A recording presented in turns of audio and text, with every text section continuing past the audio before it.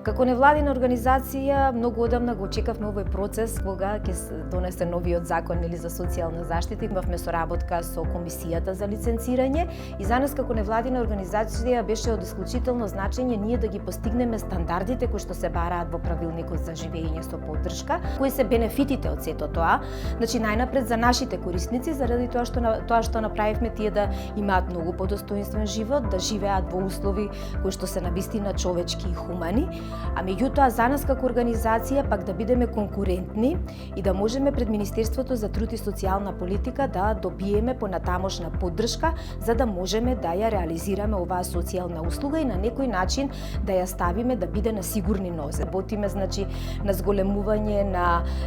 финансиската моќ на жената, односно економско јакнење на жената и пред се во рурални средини, кога морам да го кажам со гордост, заради тоа што досега во Република Македонија овие услуги на некој начин се испорачуваа на договорни услуги, на многу мали финансиски средства, жени кои што не беа едуцирани и тоа го правеа во домовите на старите лица и на лицата со попреченост, меѓутоа ние сега како сериозни даватели на социјални сервисни услуги, навистина поставуваме едни повисоки стандарди каде што негувателките се редовно вработени со пензиско здравствено осигурување и со сите оние бенефиции кои што ги носи нашиот закон за работни односи.